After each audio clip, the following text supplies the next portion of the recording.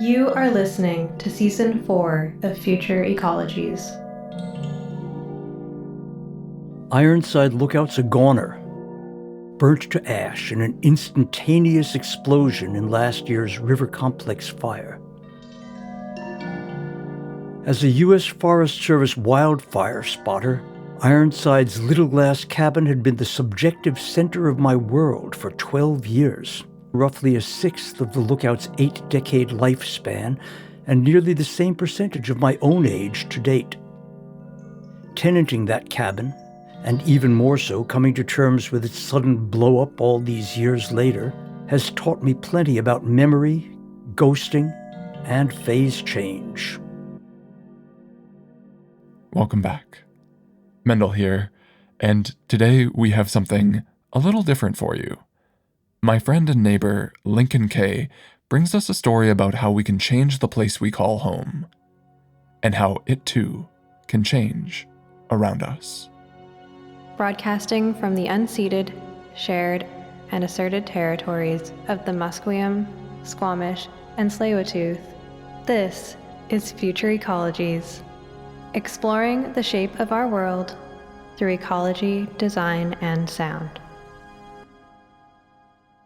Now, in physics, given a sharp enough jump in temperature or pressure, a seemingly substantial solid, a forest, a building, or a road, can bypass the intermediate stages of phase change, skipping liquefaction to sublimate, as they call it, straight into a gas. Wildfires can do the trick, much as they can force traumatized humans to elide the 5 fabled stages of grief. Such sublimations are triggered by a particular temp-to-pressure quotient called specific latent heat, which is unique to each substance. My own unique specific latent trigger is jingoism. When it reaches a certain pitch, I just steam into a cloud of alienation and drift off into exile. That's how the silent majoritarianism of Nixon's 1970s and the dawning of Reagan's Morning in America propelled me right out of my native USA into decades of drifting around Asia. And there, I married a Taiwanese artist, raised 3 children, and covered half a dozen countries as a staff correspondent for a slick news weekly magazine. But then, when we were living in India around Y2K, the country erupted in mutual Hindu-Muslim pogroms, and that was another jingoistic flexion point for us. We were ready to try exile from our exile and head back to my supposed homeland, the U.S., specifically to northernmost California. And homey enough it seemed, too, at least at first. We settled into our 1-acre mountaintop homestead and busied ourselves adding garden terraces, a goat barn, and a paddock, until 9/11 launched us all into the War on Terror quagmire, and local teens started coming back to Trinity County in body bags. By fall of 2004, when the W. Bush War Cabinet looked set for re-election, my specific latent heat kicked in again. Exile once more seemed a promising career option, but maybe internal exile this time rather than abroad.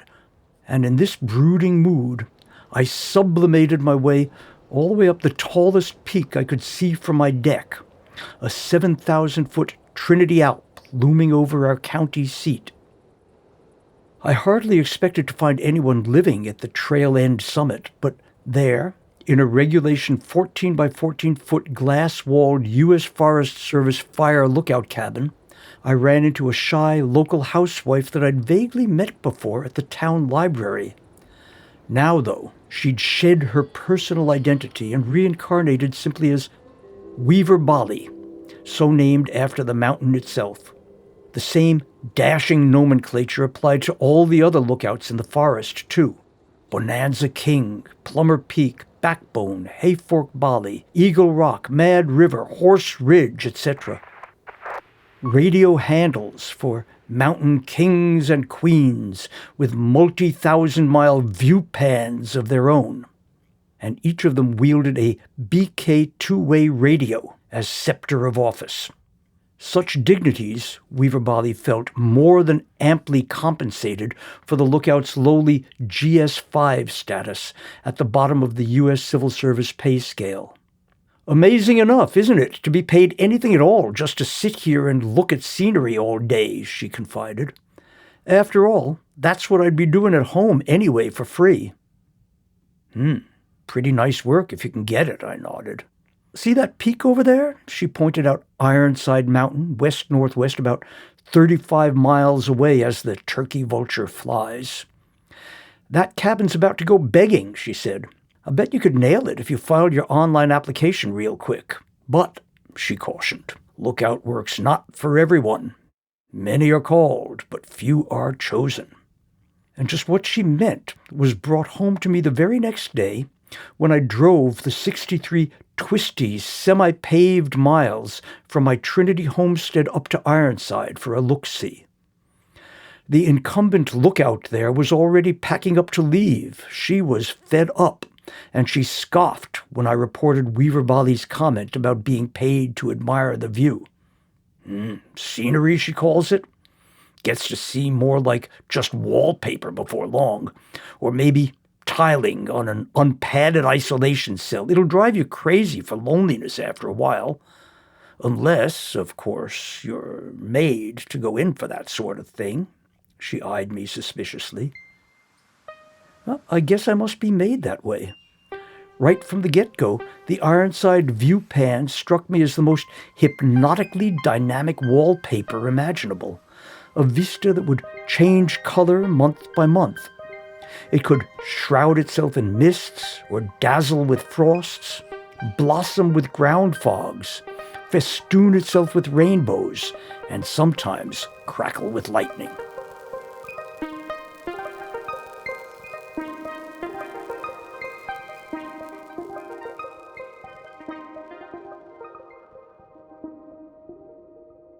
As a U.S. Forest Service fire lookout, my mission was to optically scan the full circuit of my 2,000 square mile view pan every quarter hour and report any suspicious smokes, flares, lightning strikes, or thunderheads.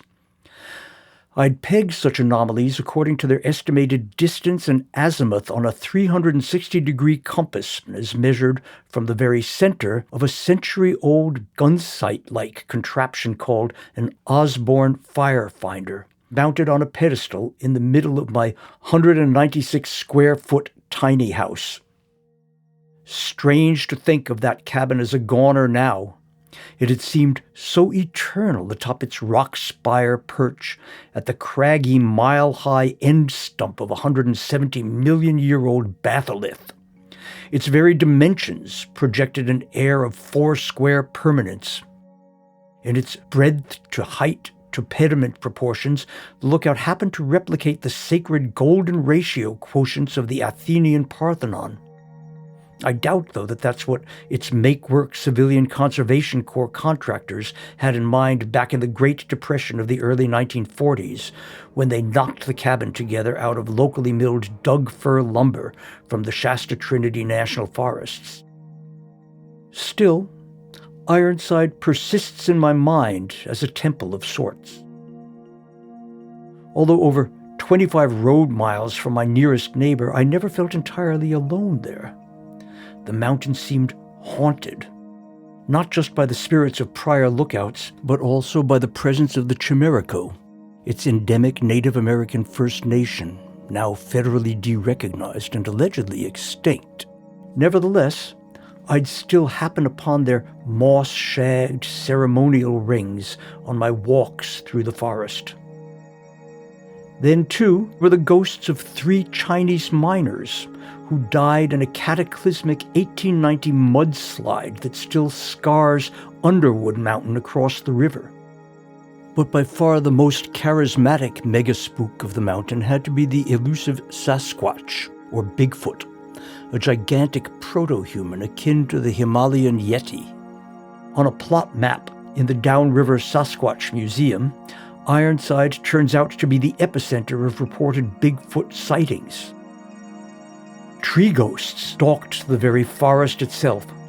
Truncated stumps of primordial firs and cedars loomed like colossal Easter Island heads, grimacing amidst the swarm of second and third growth successor trees.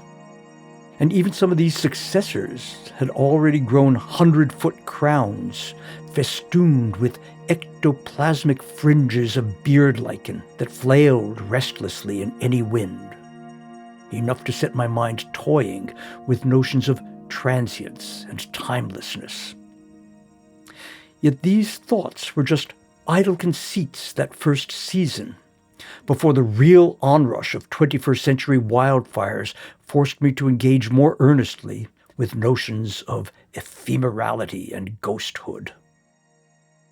Luckily for a greenhorn like me, we didn't see a lot of fires late in the summer of 2004, and that left me with plenty of time in between horizon scans to pore over geologic survey sector maps, learning to spot local landmarks the better to situate reportable fire traffic locales. On some clear days, I got to play mirror tag with roving engine crews on distant peaks. The field teams would angle a signal glass so as to bounce a sunbeam straight at the lookout. I'd reciprocate with a mirror flash of my own. Quite a relief to point my mirror outward rather than back at myself.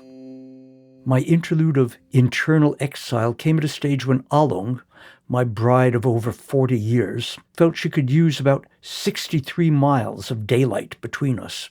We'd communicate by flip phone, signal permitting, and reunite, awkwardly, on my fortnightly weekends.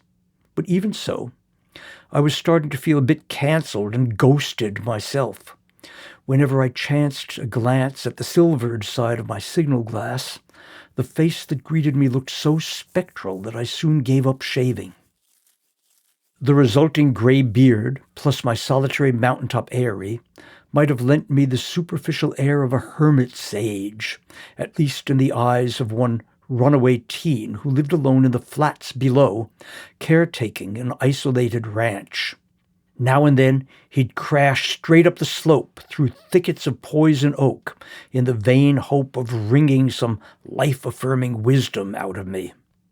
Not that I had much to offer him beyond a sympathetic ear, all the while nervously scanning the horizon for smokes.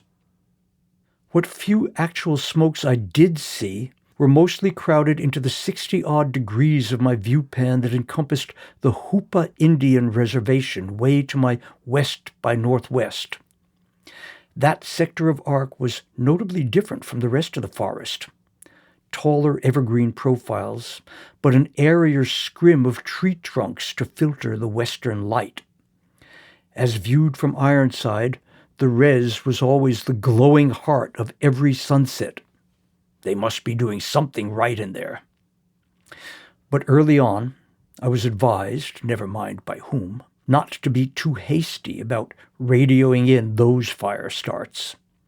Odds were they were ad hoc control burns deliberately torched by the tribal firefighters themselves, according to immemorial Hoopar rites rather than official Forest Service protocols. Such fires were technically arson, but so what? They were quickly quelled. The Hooper were the best fire crews around, much prized by the U.S. Forest Service on mutual aid firefights. And the ceremonies were presided over by tribal elders. So the spirits were propitiated, the forest curated, and everyone earned a little bit of overtime. Win-win, all the way around. So those first few seasons I luxuriated in spectacular sunrises and sunsets, the ebb and flow of diurnal shadow, and the intricate clockwork of starscapes without any light pollution. As never before, I honed a gut feel for the procession of seasons and the zodiac parade. Even asleep in bed at night, if I happened to half open my eyes, I'd like as not be rewarded with a spray of shooting stars. Just to live in a lookout tower round the clock was a priceless privilege. Well, not exactly priceless. California once had over 600 fire towers. Less than 200 of them still stand, and barely a fifth of those are still staffed, a number that declines each year as human lookouts are supplanted by satellite and aerial surveillance. Some of the unstaffed towers, though, get rented out by cash-strapped firefighting agencies as upscaled honeymoon cottages and the like. Well, my own honeymoon years seemed long gone that season, but I could at least console myself daily that I was augmenting my meager wage with several $100 worth of beauty every day. Other aesthetes, after all, were paying even bigger bucks for far lesser views. Sighting westward down the Trinity River Gorge, I could see more and more multi-million-dollar mansions further overloading the fire-hazardous and increasingly yuppified urban-forest interface. Various movie stars and hedge fund magnates were mentioned as possible tenants. So too were a few high-rolling pot lords who'd begun clearing and terracing some of the more accessible in-holding hillsides to cash in on our incomparable Emerald Triangle terroir for the burgeoning medical marijuana industry. The lower Trinity Gorge was starting to look like a nouveau riche chateau country. And there I sat, with the best vista of all, but not much of a chateau to match it.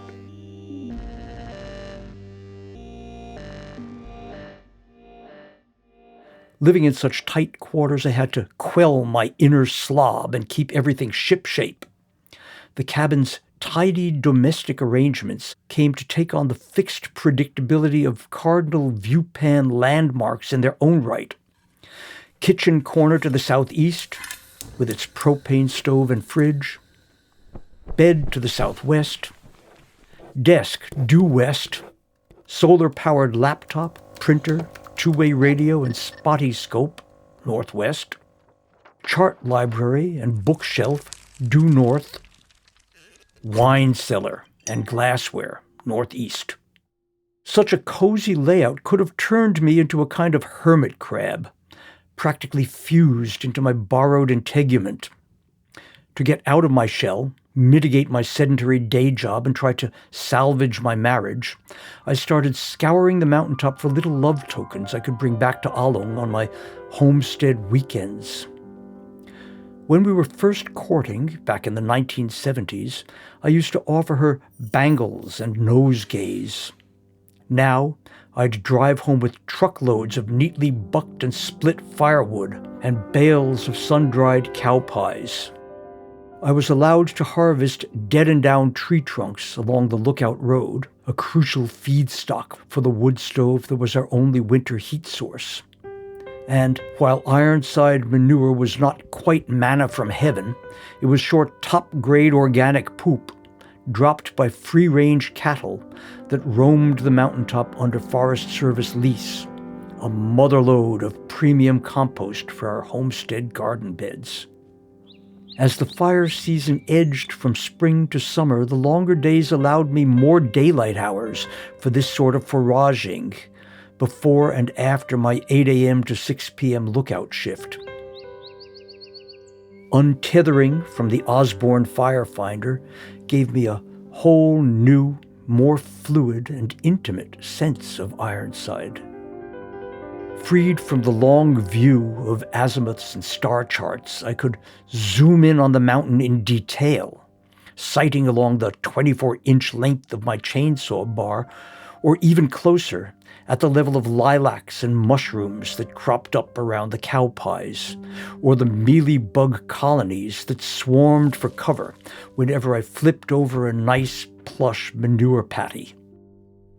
I came to be on nodding terms with my free-range bovine benefactors, as well as the local tribes of mule deer, ants, butterflies, and beetles.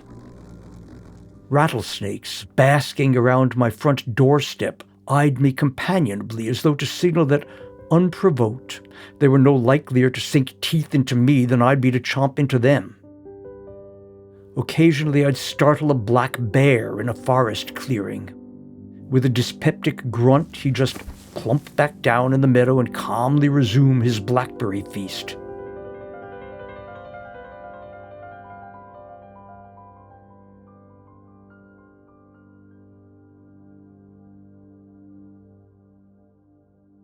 Human fauna, too, put in occasional cameo appearances on the mountaintop. At the confluence of two rivers, Ironside is sacred to 3 federally recognized Indian tribes who'd each crop up once per summer to ceremoniously chant and drum and picnic. They'd generously invite me to share their bologna sandwiches and even to take a turn with the talking stick. Forest Service engine crews would periodically show up too, to replenish the lookout's water tanks. Day-tripping families brought their children to load up on Smokey Bear swag and play with the firefinder. Triathletes would now and then huff up the lookout road on BMX bikes. Once, a hang-gliding daredevil came to case out Ironside as a potential launch pad, but chickened out at the last moment. Forest Service botanists, entomologists, zoologists, and archaeologists happily shared their fascinating lore when they dropped by looking for endemic species and conservation-worthy artifacts.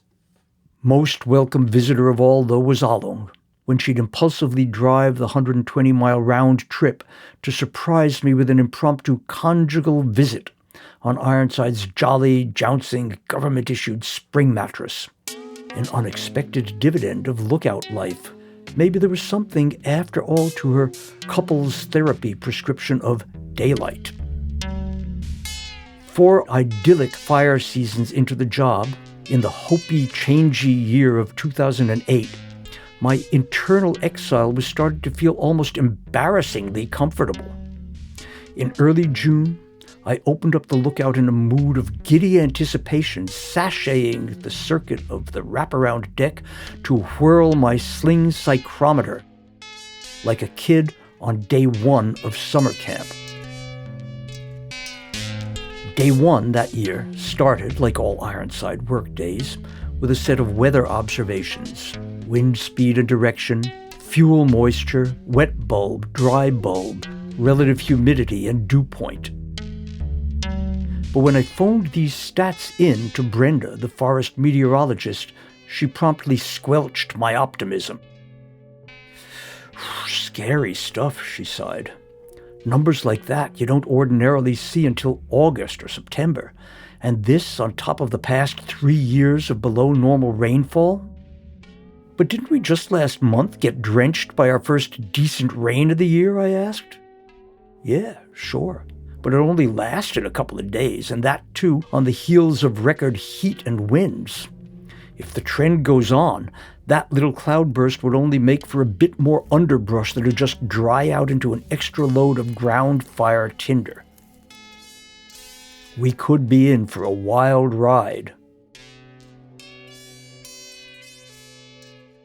Within a few weeks, her fears were borne out.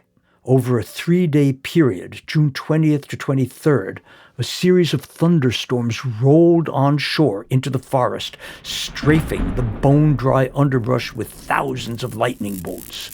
And not just in my immediate viewpan either, but all up and down the coast, from the Bay Area deep into Oregon. Over 5,000 recorded strikes in just 33 hours, as I was later to learn. At each storm's crescendo, all of us mountain kings and queens were under orders not to touch our Osbornes, our radios, or even the cabin floor. Rather, we were to cower on glass-insulated stools or bedsteads. St. Elmo's fire flickered intermittently on Ironside's wooden catwalk railings. As soon as the lightning strikes eased up for a moment and we could climb down from our perches, we were kept busy reporting spot fires and smokes so thick and fast that the forest headquarters dispatchers had to slow us down to keep us from treading on each other's transmissions. Struggling to distinguish between fire-start smokes versus canyon-hugging rain dogs, I finally grasped the real import of the phrase fog of war. And then a new volley of lightning would hit. By the end of the 3-day lightning siege, the spot fires were already starting to merge into far-reaching, intractable blazes as local fire crews raced to outpace them. When a conflagration grows too big or persistent, the firefighters can no longer be directed from local ranger stations or division headquarters. It's then proclaimed an incident or complex, and it gets its own Incident Command Center, or ICC, comprising an interagency team of federal, state, tribal, and private fire crews with logistical support from independent contractors. Within days, I found myself boxed in on all 4 sides by such complexes. These merged fires, as it turned out, raged on all summer long, right up until the onset of autumn rains, eventually consuming over 500 square miles of my viewpan. Ironside Lookout soon bristled with antennae as each ICC communications team rushed to install its own radio repeater. Battling triple-digit heat, double-digit winds, and single-digit humidity, hand crews and bulldozers raced to scratch containment lines around the blazes. Smoke jumpers parachuted into remote, road-inaccessible fire starts. Helicopters scooped giant bladders full of water called Bambi buckets out of the rivers and lakes to quell the flames. Bomber planes doused the fires with more water and with bright orange chemical retardants.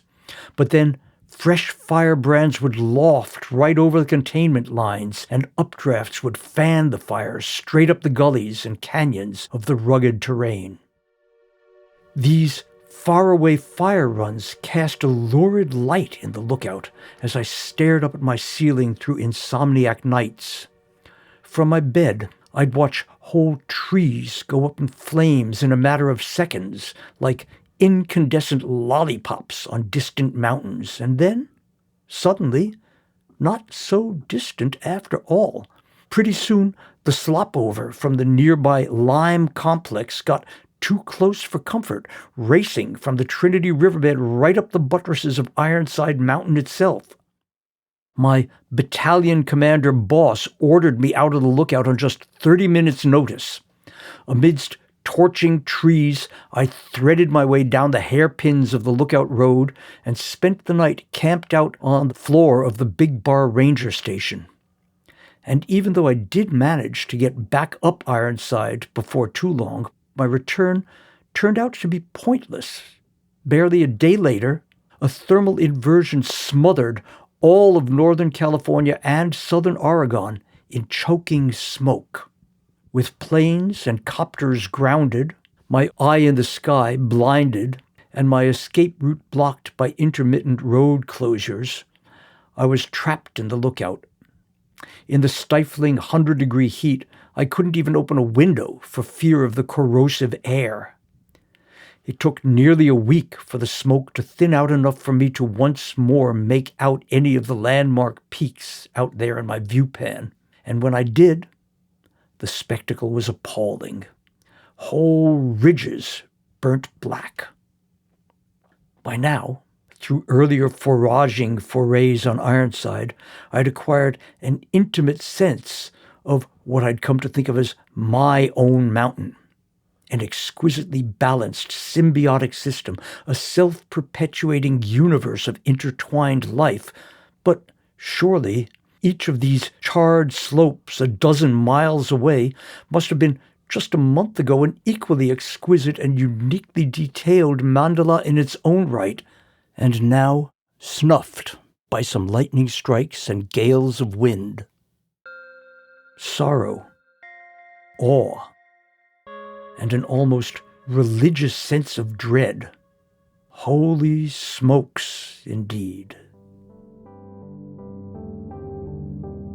But my mood of reverent solemnity soon gave way to a kind of humdrum habitude as the public-private fire industrial complex dug in for the long haul. For each duly designated incident, an interagency ICC had sprung up practically overnight, a mini-city of tents and trailers, each with its own streets, helipad, assembly hall, ER hospital, publicity agency, print shop, mess hall, bathhouse, mechanic shop, even a prison wing for convict labor. Commuting fortnightly between Lookout and my homestead, I'd drop by the Iron Alps Complex, ICC, to pick up the latest press release and maybe help myself to some of the boundless and ubiquitous free donuts. The place was always bustling in the morning as firefighters clocked in on regular shifts and marched off to the blaze like assembly line workers to a factory floor. Every 2 weeks would see a complete top-to-bottom turnover of incident staff so as to keep all units fresh. That way, underpaid seasonal fire crews from all over the country could get a chance to rack up a lot of extra overtime and reconnect with old buddies from bygone incidents. Savvy engine captains who knew how to play the system could look forward each year to an exciting season of nationwide or even international fire tourism. Incidents were cropping up all over the U.S., stretching resources way too thin. My Ironside viewpan, with its rugged terrain and sparse settlement, was relatively low priority compared to the populous urban forest interfaces of Southern California and the Central Valley. Still, tens of thousands of firefighters and millions of dollars of ordnance cycled through the Iron Alps complex over an unprecedentedly long fire season. Some hand crews were flown in on chartered jets. Others drove in with their engines all the way from the East Coast. Eventually, some units were even called up from Australia and New Zealand, where the winter slack season coincides with our summer firestorms. In the name of privatization, independent contractors also enjoyed a feeding frenzy, running all ancillary services from kitchens to showers to helicopters. Radio traffic crackled with a babble of regional accents, including strains of almost unintelligible strine. Hawker stalls cropped up around the ICC perimeter selling souvenirs, which lent the little tent city something of a carnival air. Emblazoned on T-shirts in gaudy manga hues, hastily commissioned tableaux commemorated particulars of the Iron Alps complex. Muscle-bound tree fallers squaring off against flaming snags, helicopter escadrilles, hand crews rappelling down sheer cliffs, yada yada yada. Seasoned firefighters boasted closets full of such merch from past fires. I shelled out for an overpriced T-shirt celebrating the 2008 Summer of Smoke, with a picture of a pack mule in a gas mask.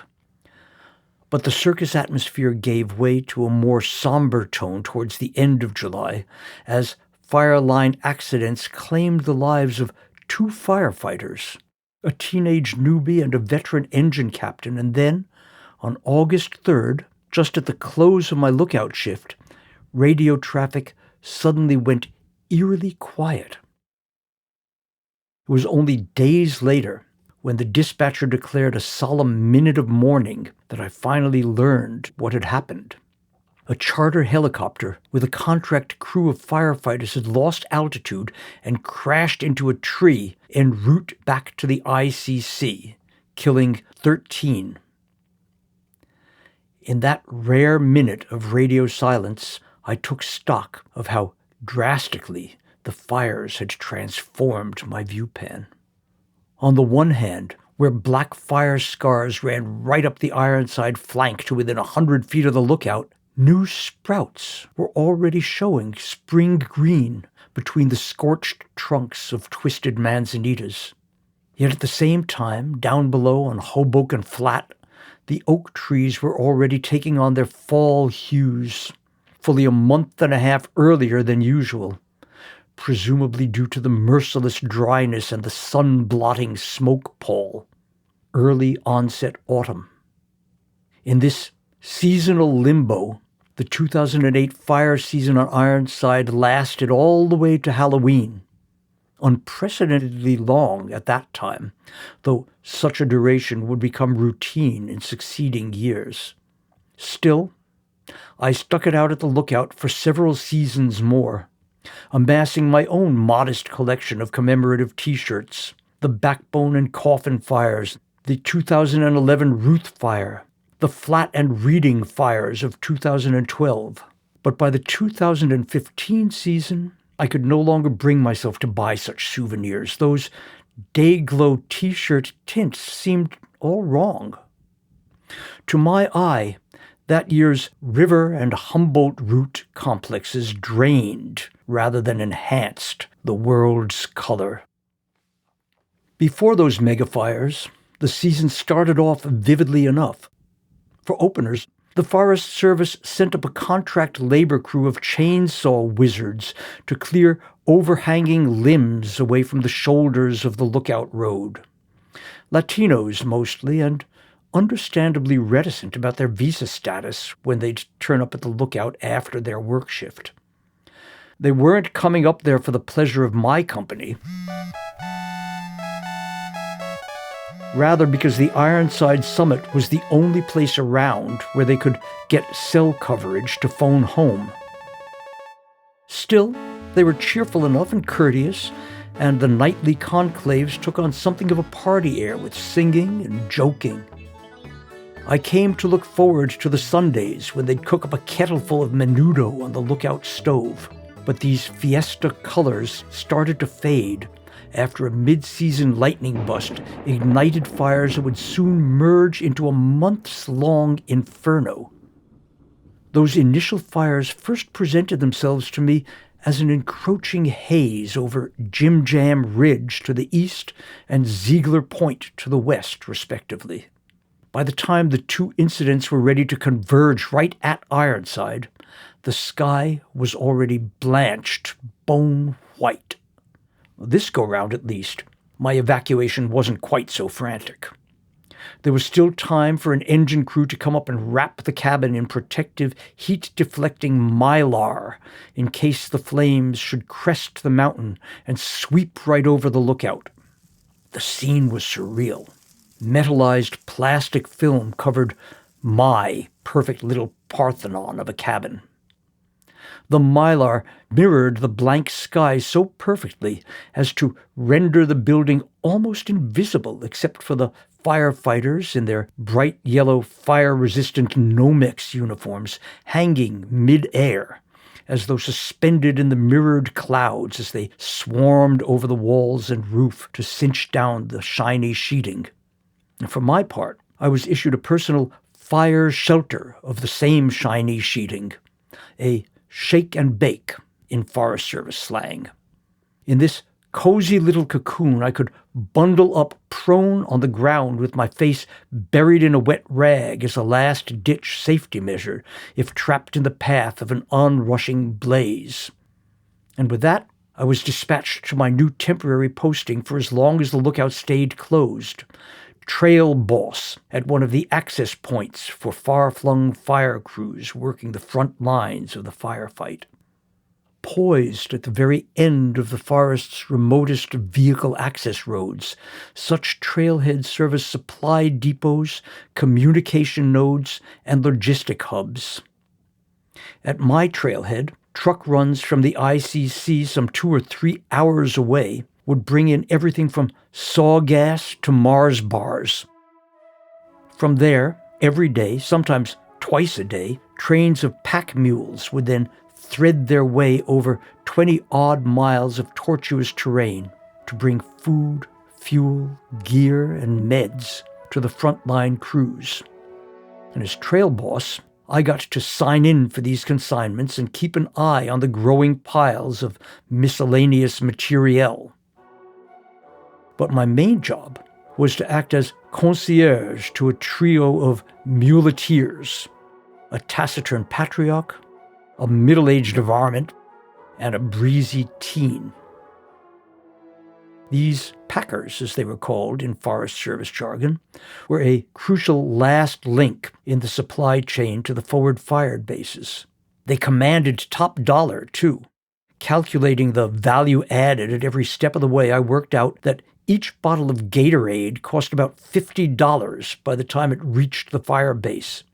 Nevertheless, the packers' horsemanship, jack-droving, hoof-trimming, sawbuck saddle balancing, and veterinary field medicine know-how were all indispensable. So much so that the Forest Service had to cosset them, in defiance of regulation, with special rations, coolers full of steaks, and cases of beer. And these were invoiced, respectively, on the ICC manifests as meals ready to eat, or MREs, and Packer oil. It was up to me, as trail boss, to have the Packer oil well cooled in a nearby stream, and the MREs grilled to a turn when the muleteers returned for their supper around a charcoal pit.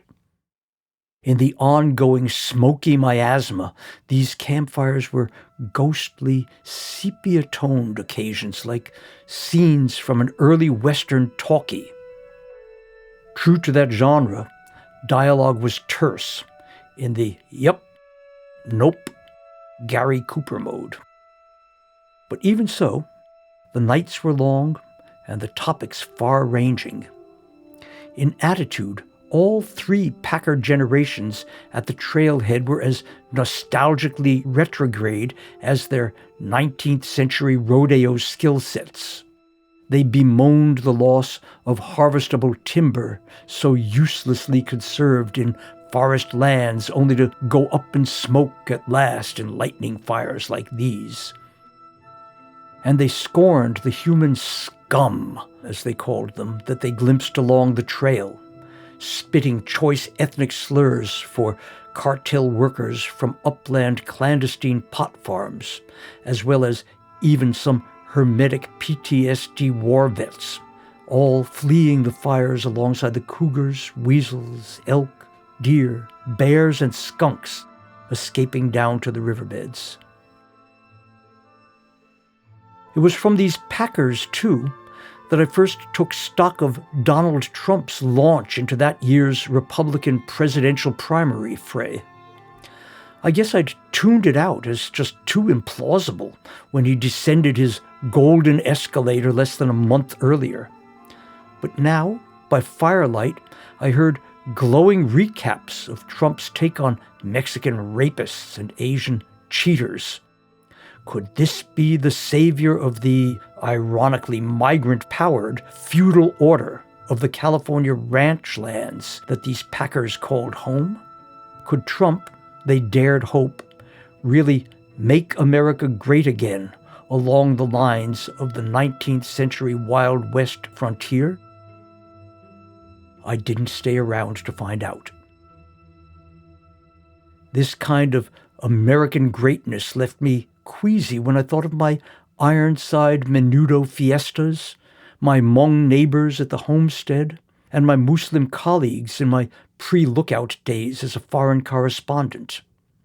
Now, in this battered forest, surrounded by wasteful mounds of surplus ordnance, it dawned on me that internal exile might no longer be enough.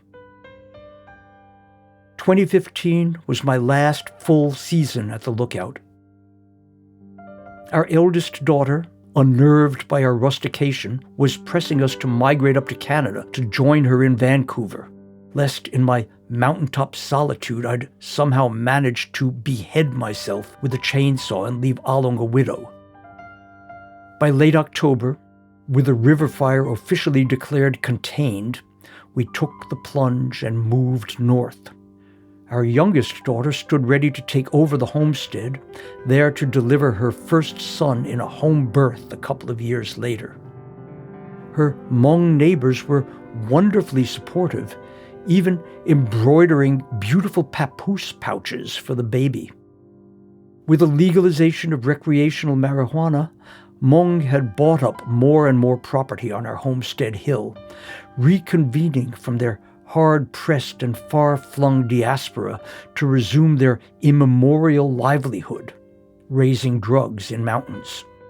No need anymore for clandestine plantations on forest lands. They could now overtly set themselves up in the Emerald Triangle as artisanal smallholders. Wonderful, hard-working farmers they turned out to be, too, with fine Asian family values. Their children promptly emerged as valedictorians and prom queens in the local schools. But the Hmong influx quickly tripled the cannabis micro-farms on our hill. Such startups can't always afford to be overly eco-conscious. Irrigation sprinklers soon drained the water table, as most of the remaining oak and evergreen forests gave way to terraced slopes and soils doused with weed killers and rodenticides. And meanwhile, the droughts worsened, the fire seasons lengthened, and the incidents swelled to magnitudes that would have seemed unimaginable back in my Ironside tenure. A total of nearly 1,500 square miles in 2020, at least 1,000 square miles just last year. And the fires encroached ever closer to both the homestead and the lookout. By last year, with biblical pillars of flame and smoke lingering for weeks on the horizon, our garden beds coated with ash, the air unbreathable and the well run dry, our daughter and family evacuated to the coast and decided to stay there.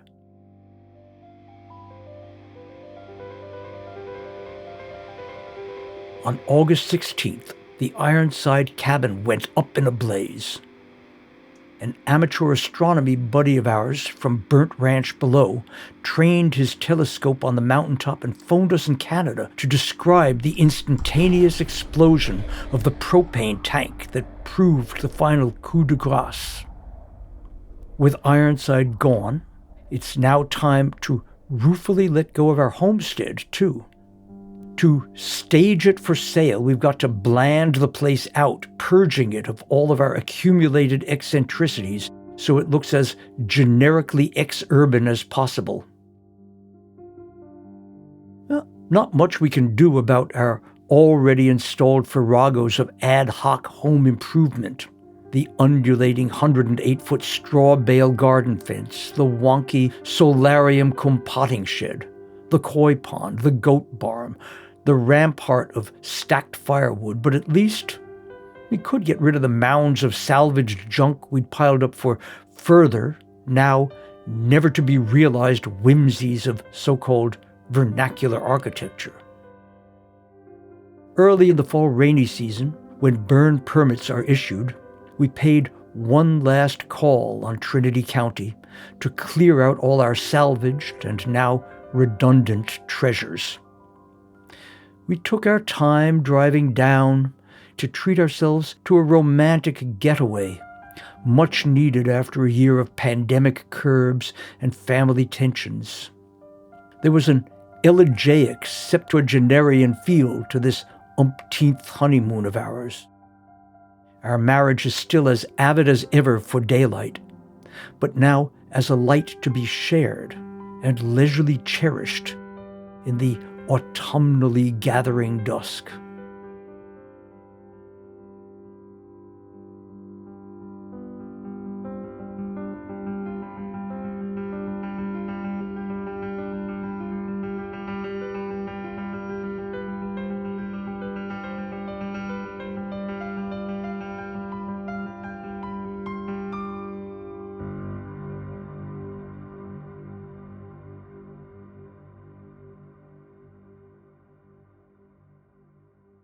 Once we reached the homestead, though, we quit lollygagging and set ourselves to scouring the grounds for disposable flotsam.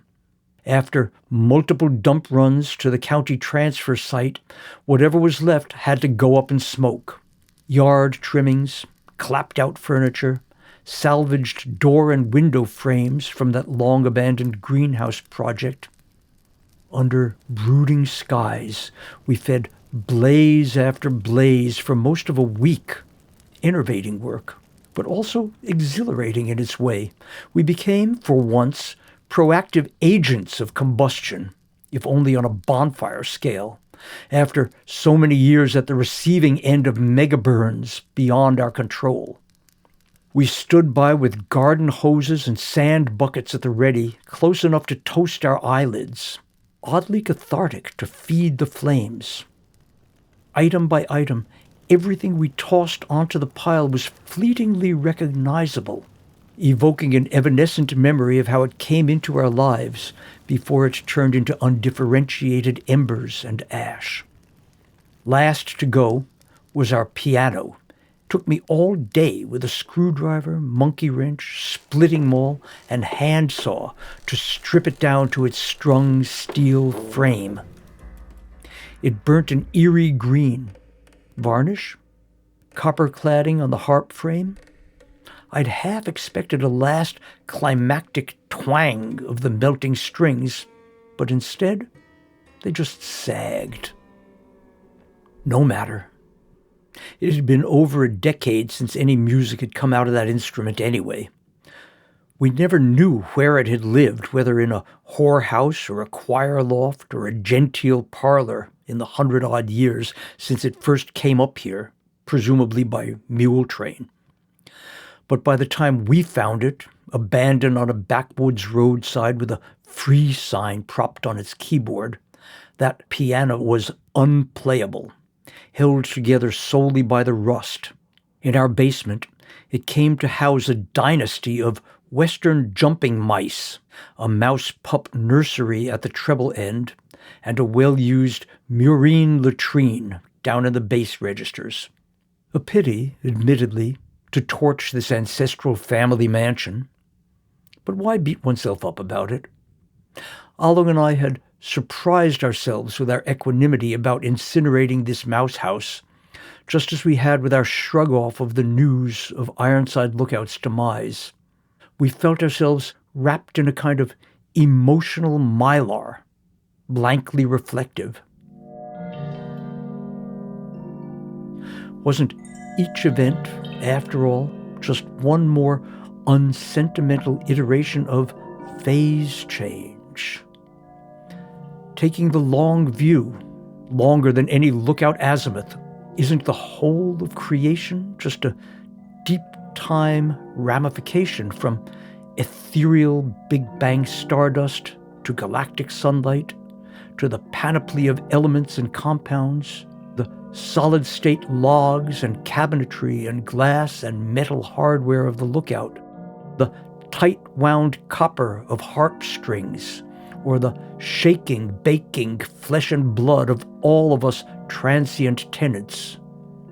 And now, the gaseous burst of the lookout's climactic blowout, and the flickering green of this piano pyre. Mere phase change. All of it. And wouldn't the same karmic shrug apply equally to the gathering pace of multi-thousand-acre conflagrations from one fire season to the next? Just phase change on a grander scale is all. Or so we convinced ourselves as our piano sighed its last. Was that nihilism or realism, or just a figment of our sheer physical and mental exhaustion after a week of burn piles? Raking up the flames in the gathering dusk, we felt ourselves as auxiliary agents of entropy, sort of the opposite of Maxwell's devils. Not that this made us exactly any sort of angels either, more like ghosts. All the more so, as the twilight drizzle was just now phase-changing into frost. Soggy snow was starting to stick on our garden fence and orchard, just limning the shingles and tree branches, lending an almost ectoplasmic air to the whole homestead. And hadn't we just finished a week of parsing our little acre in detail, laminating decades of layered memories from every cranny before consigning their tangible tokens to the flames, so that now all those memories were in a sense disembodied, existing only in the charged and waning daylight between the two of us. And we ourselves would be disembodied soon enough. Kind of a privilege, though, to experience even a fleeting intimation of ghosthood without having to actually die quite yet.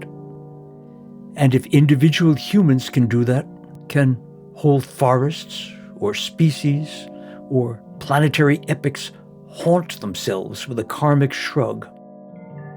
Heedlessly and ceaselessly anyway, phase change goes on.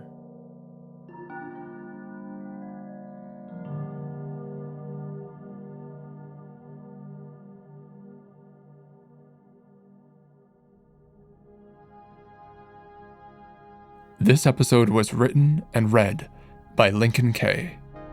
and was produced by me, Mendel Skolsky, with help from Adam Huggins. Another version of this story can be found, along with many others, in the pages of Fire Season 2, out now at fireseason.org. Music in this episode was produced by Tomoko Sauvage, Benjamin Kilhofer, Modern Biology, Christina Vansu, Michael Harrison, John Also Bennett, Kana Huashli, and Thumbug. Future Ecologies is an independent production and is supported by our community of listeners on Patreon.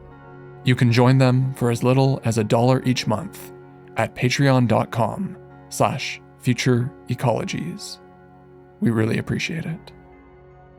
Special thanks to Sue Meilang, to Brandon Hokura at Seance Center Records, to the Sitka Foundation for supporting our 4th season, and to Liz, Amory, and all the Fire Season contributors for 2 beautiful publications. Find more episodes or get in touch with us at futureecologies.net. Okay, that's it for this one. Thanks for listening.